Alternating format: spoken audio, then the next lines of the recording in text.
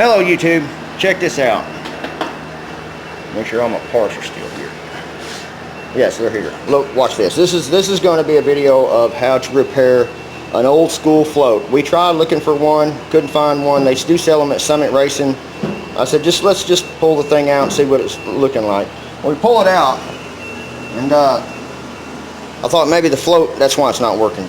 But we go to, when it was together, we moved this arm, and it still didn't work. So, if you take it off, let me see if I can get a little pointer. If you take, I should have started the video beforehand, but we'll do it like this. Let me clean the camera off.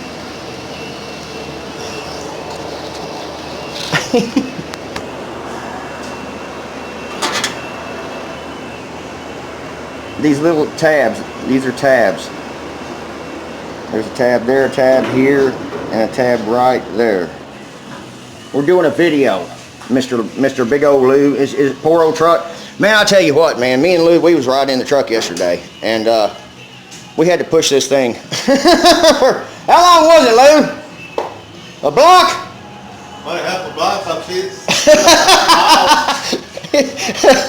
All of a sudden, the truck just got heavier, and Lou just gave out, man. I was like a one-legged man in an ass-kicking contest trying to get to, man, I tell you, we had to do everything we could.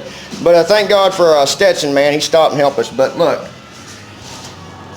when it's all together, it's all together in one piece like this. And what we do is we take apart, see this little thing right here? This is a contact point. Let's see if I can get a light on it. This is a contact point right there. I should have turned the light on this camera, but that little dot right there, that's a little contact point. It's kind of like points in an old, just underneath the distributor. So if you take some fine sandpaper and clean that up and file it off, and then on the inside of here, these old schools, you can't see them because this camera is not that great. But maybe I can get a shot of it. Let me see if I can get the flashlight. Get the flashlight going.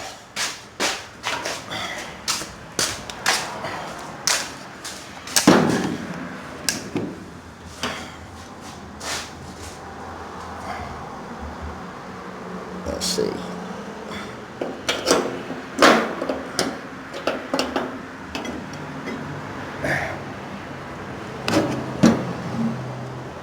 All right.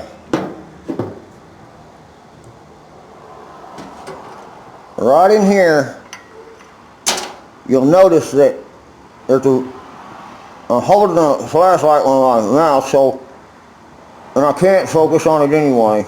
But this little strip right here, that little strip right there, there we go. Well, there, that'll work.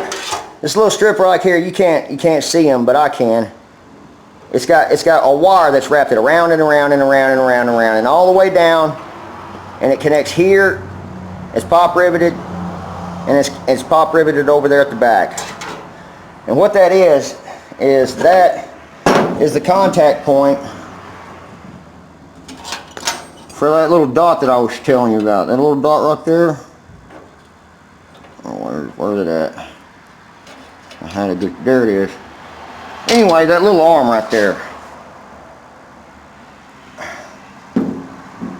Yeah, see that little arm? My camera's blurry. I can't focus it no more because this camera doesn't, it has autofocus. But that little arm, there it is. That little arm right there, you need to shine that up. That contact point right there. You need to shine that thing up. See how it's glaring at me? You shine that up, and then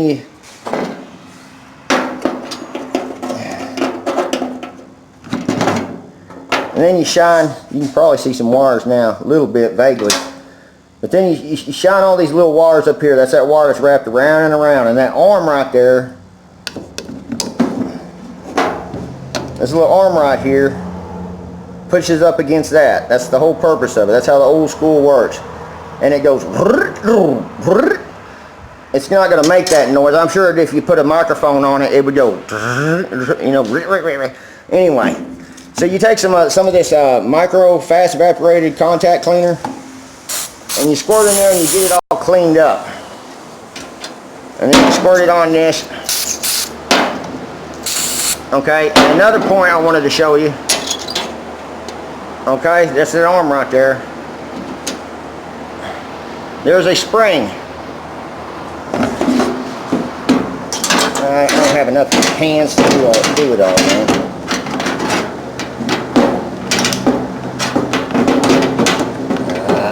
Come on. There's a little spring from here to here.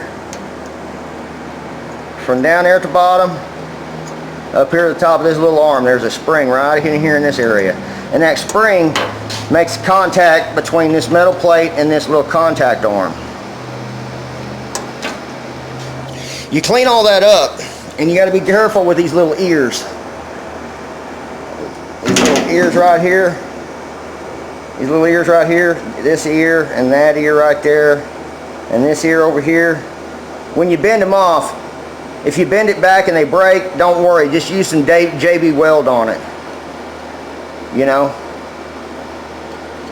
But I'm going to be real careful and try to see if I can't get them back on there. Because this has got to make a good connection.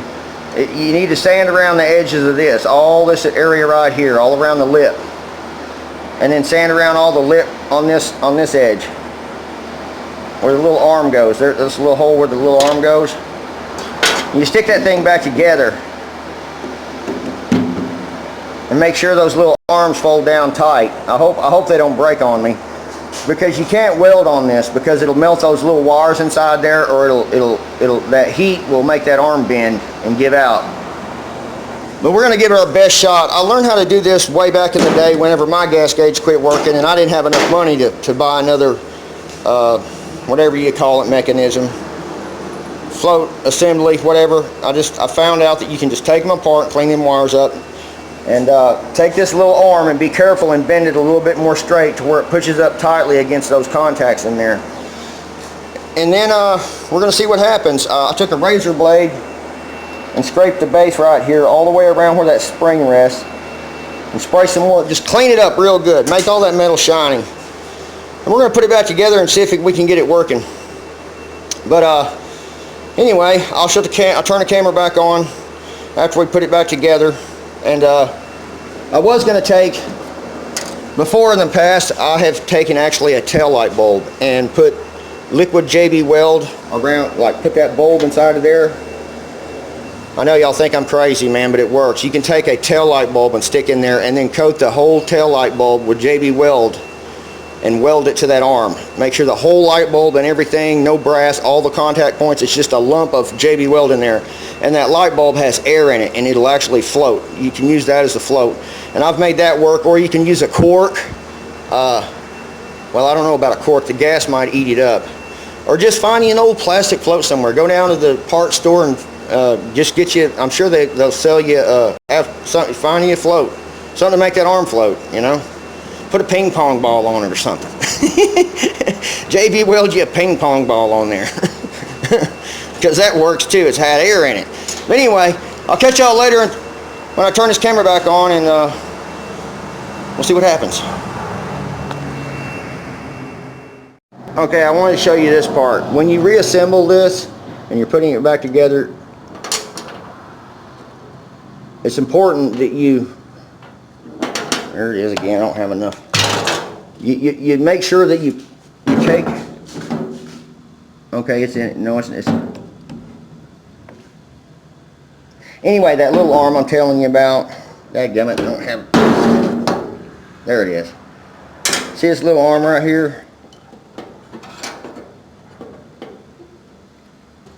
You don't get it caught up in here and just push it in there. You take that little arm right here and you take something and you see how you press it away. See how I'm well, you can't barely see it, but see how I'm barely pressing it away like that. Wish I had a good camera. You press it and make sure that, take a look at it before you throw it together and make sure it's pushing up against them wires in there. It's making contact. Okay, before before you bend it over, before you bend them tabs over, kind of put it in there and hold it together.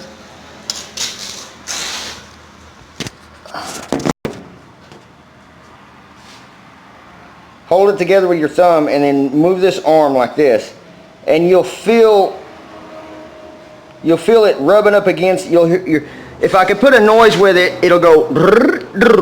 You'll feel it. You'll feel it hitting them. You'll feel it, that little contact point in there, hitting it. It's kind of like a washboard. It feels like a little tiny pin on a washboard. And when you pull it up and down, you'll feel it going.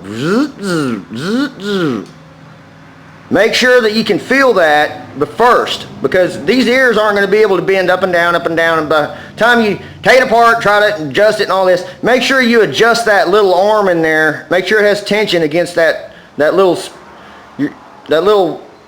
flat piece of metal in there that's got all them wires wrapped around it.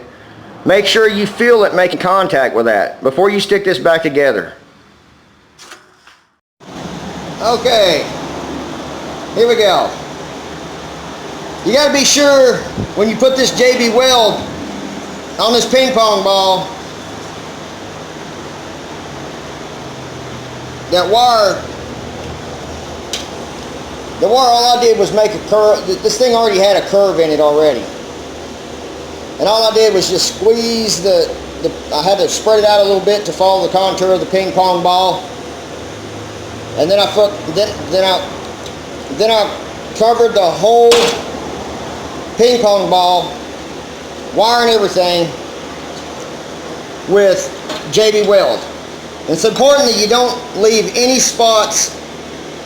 I say it again, if I hadn't said it once already or 3 times, but make sure you get that JB weld all the way around that ping pong ball, good thick coat.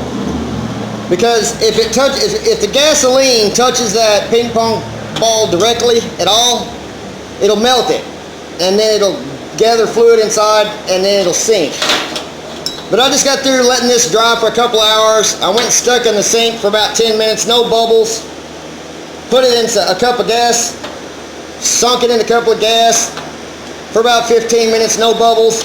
And then I sit back and I just laid it on top of a 5-gallon bucket of water, and it floats. So it works. And we're fixing to put it back in.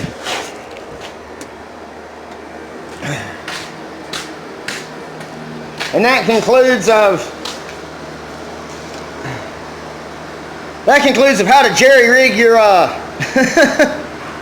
your gas tank float with a ping pong ball, and how to fix your